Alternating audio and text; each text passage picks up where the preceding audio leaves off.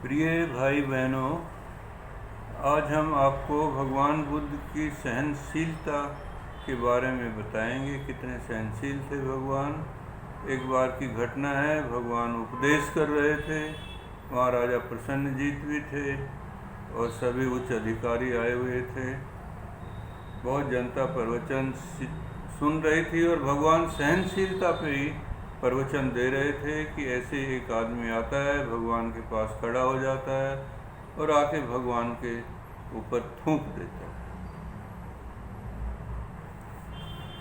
तो वहाँ पर सन्नाटा छा गया। कोई सिपाही कर्मचारी ने उसको पकड़ लिया, कोई कहता इसको पीटो, इसको मारो। उधर आनंद को भी गुस्सा आया अचानक, किंतु इस सबके बावजूद भगवान शांत रहे। उन्होंने अपना प्रवचन जारी रखा सहनशीलता पे। भगवान ने कुछ नहीं कहा, कोई प्रतिक्रिया नहीं की।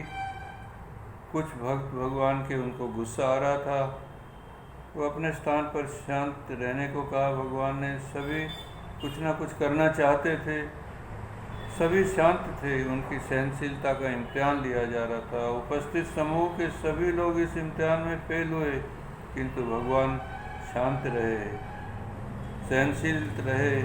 सभी उपस्थित गण को शांत रहने का भाव व्यक्त किया गया था। जिस आदमी ने उन पर थूका, उससे उन्होंने कहा, तुमने मेरे ऊपर थूक कर मुझे अपनी सहन शक्ति को आजमाने का मौका दिया है। मैं आपका धन्यवाद करता हूँ और आपका जब भी मन करे आप कभी भी आ सकते हैं मेरे ऊपर, खुद भी थूक सकते हैं। मित्र, ये शब्द भी थूकने वाले के कान और मस्तिष्क तक पहुँचे। इन शब्दों को लेकर वह आदमी बड़ा वहाँ से चल पड़ा। रास्ते में कुछ दूर सोचता रहा। रात हो गई। रात को भी वह सोचता रहा कि मैंने भगवान पर थूका और भगवान ने मुझे धन्यवाद किया और कहा कि फिर भी कभी आपका मन करे तो आ जाइए, मैंने तो गलती की है, मुझे सुबह जाकर भगवान से माफ़ी मांगनी चाहिए। वह अंधेरा ही था अभी पूरा, सुबह हुआ भी नहीं था कि वह भगवान जहाँ विहार में रुके थे वहाँ चले गए और माफ़ी मांगने के लिए।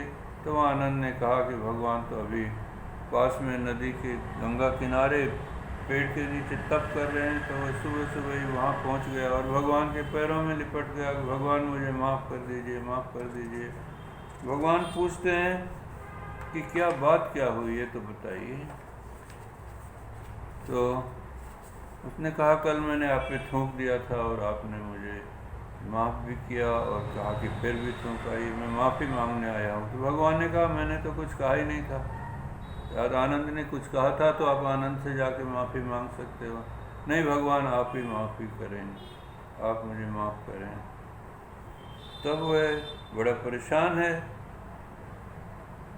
भगवान पर थूकने की। तो भगवान ने कहा कि अच्छा तो ये बता,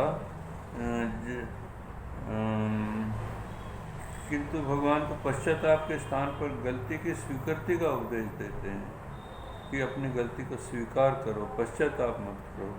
गलती को देखने का उपदेश देते हैं कि गलती को देखो। जब वो वहाँ पहुँचा तो भगवान वहाँ नहीं थे। वे निराश हुआ, पूछने पे पता चला भगवान तो वहाँ गंगा के किनारे बैठे हैं। तब भगवान जब नहीं माने तो भगवान ने कहा, पूछा, अच्छा एक बात बताइए कि कल की बात है ये, तो कल सुबह गंगा का पानी यहाँ पर जो था वो इस समय वो पानी कहाँ होगा, ये बताइए। तो वह कहा नहीं बता पाए, कहने लगे पता नहीं वो तो कहाँ पहुँच गया भगवान। भगवान ने कहा कि इसी तरह कल की तेरी बात कहाँ पहुँच गई, कोई मेरे पास तो नहीं है।